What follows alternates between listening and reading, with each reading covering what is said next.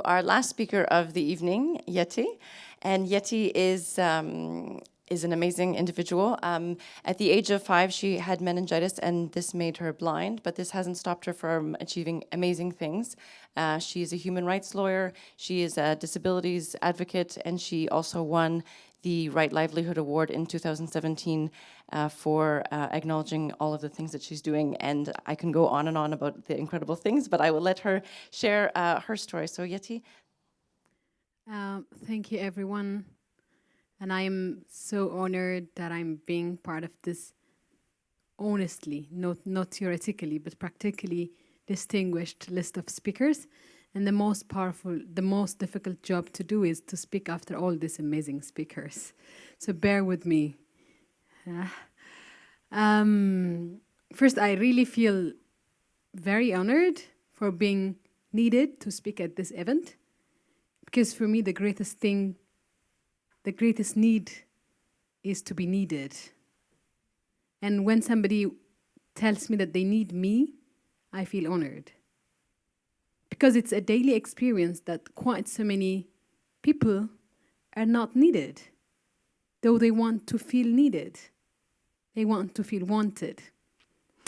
I want to take you back, some years back. It was in a rural area back in Ethiopia, and it gets back to who I am. My name is Yetnebersh, which means where have you been? In my language.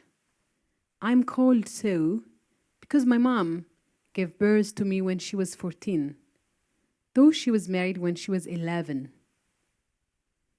At the age of 11, my mom didn't give consent to be married. She was forcefully married to a man that she never chose, who happens to be my dad.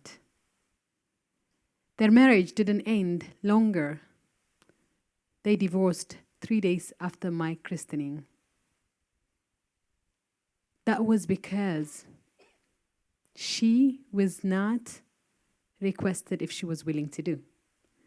That's the kind of place I learned that home can be turned into a battle. My mom never had a peaceful night when she was pregnant because every day she has to fight with my dad, whom she forcefully married in accordance with the consent of her parents. Then she fled the village and she went away. I was forced to stay with my grandparents because it was not morally acceptable for the community to stay in her parents' house getting divorced. When I was 5 years old, I won a lottery, a lucky baby, like Bana, yeah? That lottery is called blindness. I turned blind, as Sarah told you, and that became my window to escape early marriage. I was no more wanted in that community where each and every girl was a candidate for an early marriage, as my mom, my grandma, and other ancestors did. So, lucky me, no early husband. I was taken to the capital, tasted, and they told me, you can never be sighted. But the doctor said she can be educated. That turned my life into a miracle and brought me all the way here from Addis. None of the girls in my community were able to be educated. All of them married the latest age of 12. This is the kind of violence that Bana and her generation want to stop now.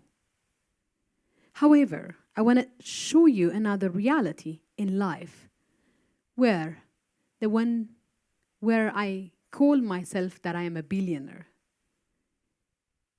If I'm not wrong, who do you call a billionaire? Somebody who has billion, yeah? Or more. And I say I'm a billionaire because I have more than 1 billion sisters and brothers with disabilities all over the world, where the world could not open eyes and see their potential. I want to get back to Albert Einstein, who has a disability himself, and who said that peace cannot be brought by force, rather by understanding. Many of us, anywhere in the world, feel misunderstood. And the moment somebody looks at me, starting from my childhood, they ask my mom, "Is she blind?" "Yes," my mom answers. "She's beautiful." My mom says, "Thank you." They say, "It's a pity that she cannot marry." I wonder how they knew, because now I'm married and have got 3 lovely kids. The first thing they ask is she blind?" "Yes."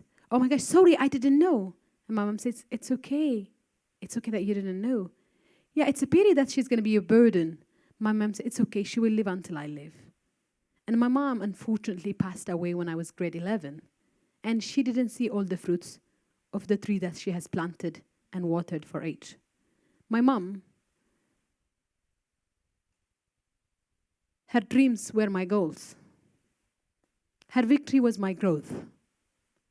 It was unfortunate that she didn't listen and she didn't know where I am today. But I believe I have one disability and I have more than 99 abilities to cherish. In peace, every single person has a room and a role to play. For peace, even having a disability is not a limitation, rather an enabler. Because I cannot see, I'm not too quick to judge who is dressing up the best in this room unless somebody whispers into my ears. So you're a bit far or a bit late from judging. Because somebody doesn't hear, that person is a bit relieved from the gossips going around, which are mostly triggers for conflicts and lack of peace. So I would hope and I would beg that the world opens up another chapter of seeing and recognize our abilities over our disabilities. That way, we can contribute for this world 1 billion persons who tackle different barriers every day, be it at home, in school, at workplace. Those barriers have trained us to be problem solvers. So we won't come with our disabilities. We approach the world with our abilities, with our innovations to challenge life and change this world. So I want to tell you today the good news, that you have 1 billion persons in the bank of life who are not used to promote, protect, and defend peace everywhere. Use us, need us, for the best, for the greatest need in life is to be needed. Thank you very much.